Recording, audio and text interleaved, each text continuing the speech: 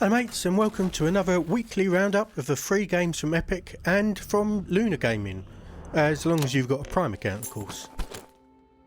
This week's going to be a bit of a cut down version, as I've not been feeling that great in the week leading up to this, so I'm not going to describe the games too much.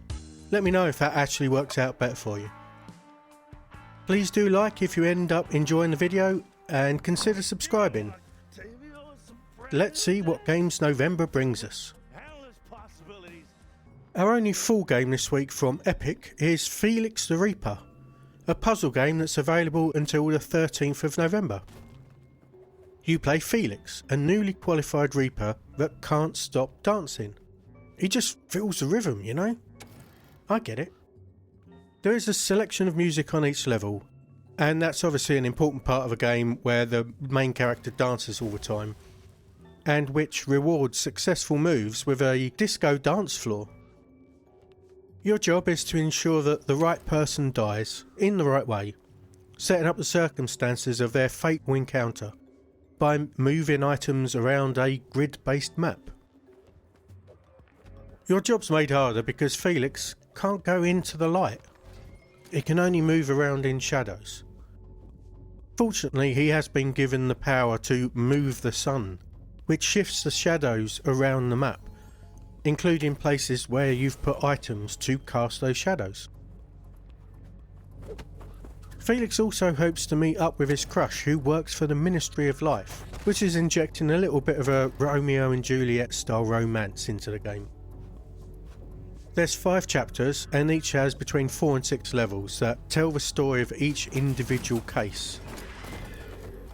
The average completion time of the game is between 4 to 5 hours, though there are challenges on each level that, if you really want to get 100% completion, pushes it to around 10.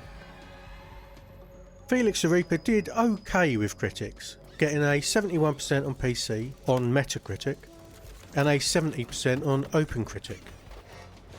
Across both the best and worst reviews, people felt that the game stuck to the simple puzzle mechanic too much. It didn't really develop at all, and as a result it got boring or / tedious, depending on how much that annoyed the particular reviewer.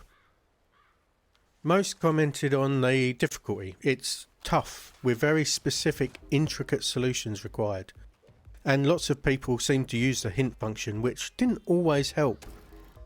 Everyone loved Felix and his dancing, and the music though. There is a bit of dark humour in the game, and it didn't land with everyone.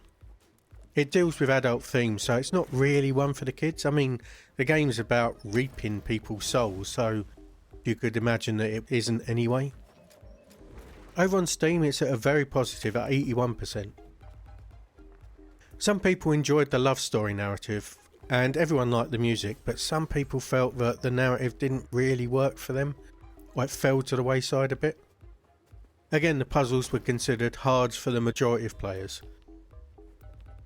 Honestly, most of the positive reviews were just about Felix and his dancing, and the look and sound of the game. I played for an hour and a half, and I'm struggling with the intricate step-by-step nature of the puzzles. It's not feeling fun to try and work through them, and I've not really got that far, to be honest. Maybe I don't have the patience at the moment, or maybe I don't have the intelligence ever to figure them out. Felix is great though, don't get me wrong, and there are a lot of banger tunes, but the gameplay is feeling flat and uninteresting to me. You'll know from the first 2 levels whether the puzzle mechanic is working for you. So if you're an experienced puzzle game fan and want a challenge, give it a try for half an hour and see how you feel, because it's that for the rest of the 4 or 5 hours. The first game from Amazon Luna is Lovecraft's Untold Stories, a mix of Lovecraftian horror and an action shooter roguelite. Available via the Epic Game Store until the 10th of December. You can choose between 5 characters eventually, though 4 are locked at the start, and you venture into randomised environments to track down clues about the great old ones, shooting cultists and monstrous unexplainable fools as you collect healing items, valuables to sell, and a wide range of items that can boost your ability to fight back and survive. Losing your health is not the only way you can fail. As you inspect various objects around the strange places you find yourself, you might lose a bit of your sanity. Reading about the fish people of Innsmouth will wear away at your strength of mind, which explains why I'm the way I am. I've read a bunch of Lovecraft stories. Lose all your sanity and you die. However, as with real life, chocolate will restore it. You can improve weapons as you find upgrades, which might be necessary as you actually take on the great old ones themselves at some points. There's a central hub location where you can check on the progress you've made researching them, which is done via collecting information as you kill the bosses, which ups your overall sanity, helping you withstand the horrors you see. There's secret rooms to be found, and trying to find everything extends the expected 25 hours completion time quite a bit. It managed a 73% on OpenCritic and a 77% on Metacritic, though the few users on Metacritic that reviewed it didn't like it much. It's at a 32% there. People that liked it liked the Lovecraftian lore, which you get through reading stories contained in notes as you explore and you try to solve a mystery. Some people had issues with the UI and controls, feeling it was a bit unintuitive on using and equipping items, but in general people liked it as a difficult roguelite. On Steam it's a mostly positive 78%, pretty much the same. Across the board, the lack of a save game option and harsh checkpoints were a problem for everyone.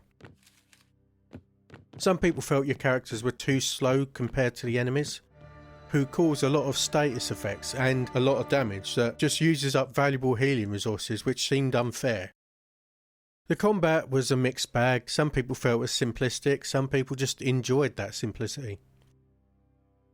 The upgrades were felt to be lackluster and made the roguelite elements of the game too weak. The positive reviews mostly were from people that really liked Lovecraft. I've played for an hour and a half and I kinda like it. I've had the game crash twice in that time, and it took a long time to get used to the clunky UI in the inventory, but I am enjoying the exploration and lore, and the combat seems fine. But it doesn't feel ridiculously harder than most roguelites, and I play quite a few of them. The checkpoints do suck though. I enjoyed the stories and lore of Lovecraft, so I'm sure that's helping me enjoy the game a bit. But if you're not a big fan, this is a roguelite light, because there's not much in there, that has several flaws, a bit buggy, and more exploration than combat. I can't really recommend it, but it's not without its charms, and pentagrams and cultists.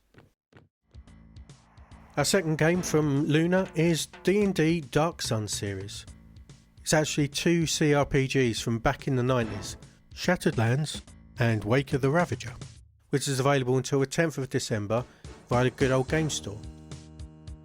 Both games are based off the 2nd edition D&D rule set, which allows for multi-classing in up to 3 classes or dual classing.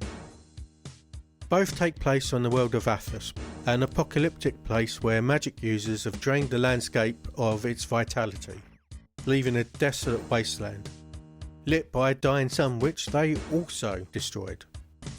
It's miserable, is what I'm saying. You create a party of up to 4, having access to more than the standard races, with Mole, Half-Giant and the insectoid Thrykean being available. And you have higher stats than usual.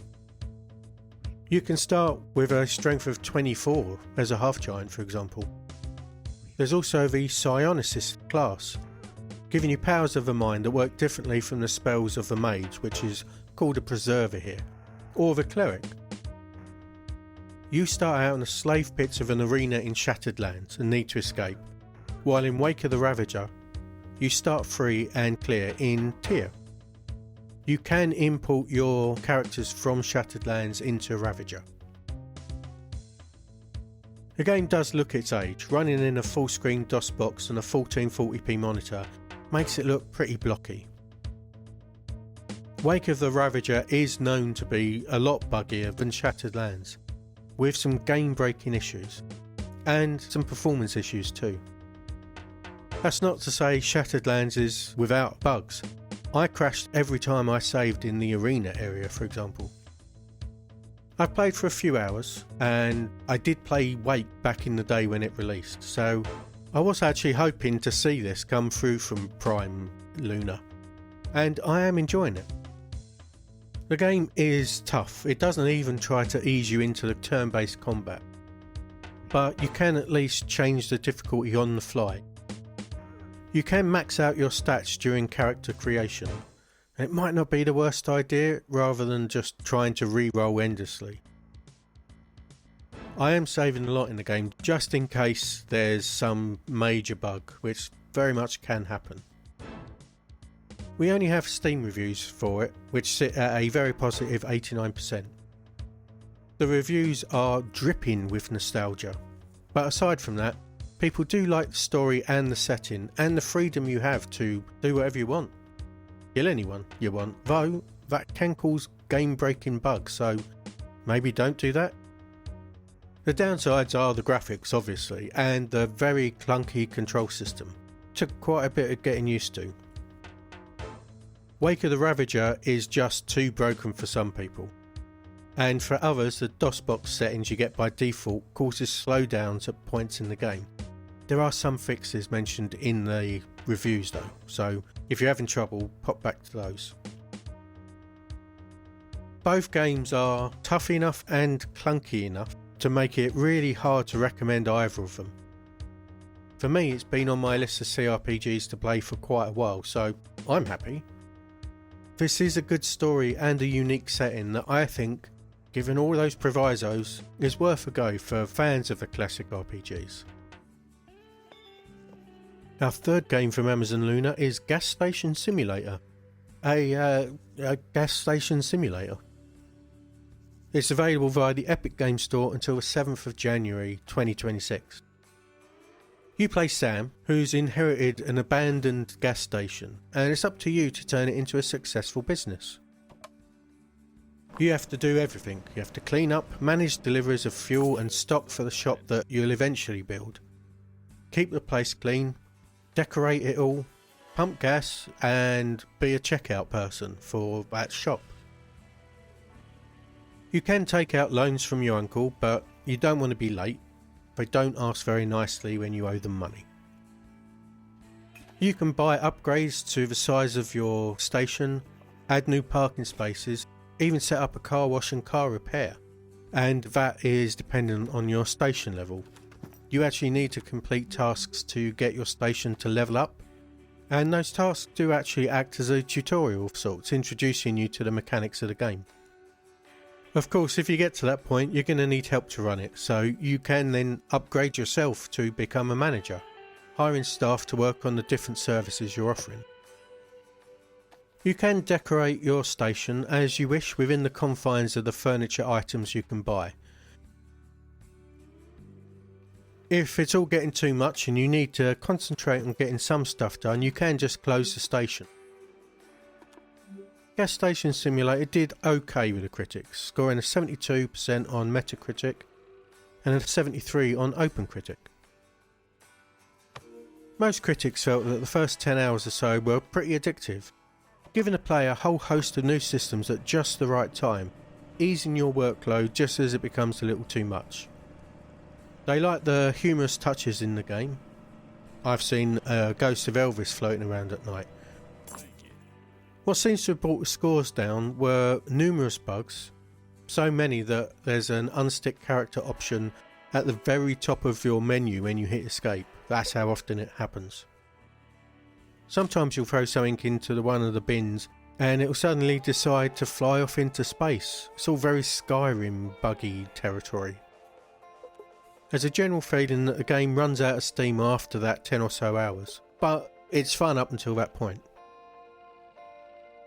On Steam it has a very positive rating with 87%, same plus and minuses from the critics, with a few extra notes that later DLCs cause significant bugs and performance issues.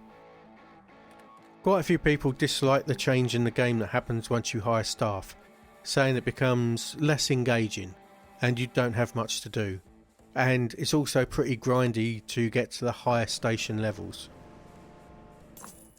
I've played for a couple of hours and I'm obviously in the honeymoon period at that point. It's good fun as you discover new mini games. I will say I watched some Let's Plays on YouTube and I don't think anyone went past the 10-hour mark, and I wonder if that's deliberate. If you're happy to take 10 hours of gameplay from a game and then walk away, I don't know, this is a recommend. It is fun if you like simulator games. If you're the sort of person that wants to 100% complete a game, I'm not so sure from what people are saying that this is a good one to go with. Our last game from Prime Luna this week is New Tales from the Borderlands, an action-adventure game available via the Epic Games Store until the 4th of February 2026. I said action-adventure because that's what it's listed as in the Epic Games Store, but it's closer to an interactive movie. The gameplay mostly consists of quick-time events and dialogue selections, with very limited amounts of very unimportant free-form movement that has you just picking stuff up, plus some easy mini-games. You control 3 characters across 5 episodes, following their separate stories until their paths merge, all in the corporation-ruled world of Borderlands that we know from the mainline games. As with those, the game has the same cel-shaded look, with the same high level of voice acting and audio. A standard playthrough is estimated to be about 10 hours, which explains a 30 gig plus download, because it's basically 5 or 6 full-length animated movies. As with all Borderlands games, it's intended to be a comedy, and with all comedy, the humour can work or not. So how much you'll enjoy this game depends on how funny you think the Borderlands games are.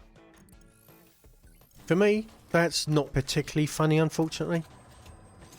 It's okay in the main games and spin-offs like Tiny Tina's Wonderland, which I enjoy, because there's large portions of excellent shooting gameplay in between jokes. But here, it's non-stop writing. It is mostly non-stop jokes. I got to an hour and then I was out, I'm afraid. That's just my old arse though. I'm pretty sure that the game isn't aimed at over 50s, so let's just move on and see what others thought of it.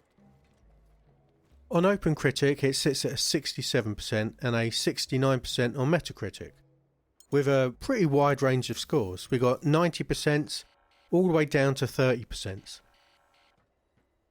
Everyone loved the presentation, the graphics, voice acting, sound design, the lot. The characters and humour are, unsurprisingly, the main point of contention. For some, the characters were engaging, the writing was funny, and people enjoyed the references to the original games. For others, they hated the characters and didn't find it funny at all. That's comedy for you. There is a consensus as well though that the quick time events often took the player out of the narrative. These can be switched off though if you just don't want to deal with them. The view on the pacing of the writing varied massively too, with some feeling it was rushed, some feeling it dragged, and others just generally enjoying it. Seriously, people only agreed that it looked and sounded nice, that's it. Over on Steam, where games do tend to get a higher score because, you know, people bought them, it's at... oh dear. Well, it's at a mostly negative 30% overall and a 15% for the 20 most recent reviews. That's quite substantially the worst we've ever seen during these 15 episodes. The main criticism is that people just disliked/hated the majority of the characters, and most people didn't find the humour funny, it was just cringe. The positive reviews mention how responsive the game is to your decisions, how much they actually matter, and obviously some people did find it funny. There are quite a lot of faintly positive reviews. That might be because so many other people just disliked it, but people weren't that confident in saying they liked it. Or it could be that it was just borderline okay. If you enjoy the Borderlands humour and feel like watching sort of 10 hours of pretty much non-stop that, then this might well work for you. You might find it funny and enjoyable. If you don't find the Borderlands humour funny, obviously avoid this. It will annoy the crap out of you. That's a fair point, actually. Well, that's a 5 free games this week done. What a mixed bag of games that was. I'm happy I've got Dark Sun series. Did anyone find anything that they really liked here? I'd be interested to know. Having said that, that's it for this week. So, like if you like, subscribe if you want, but most importantly, thanks for watching, and I'll talk to you soon. Goodbye.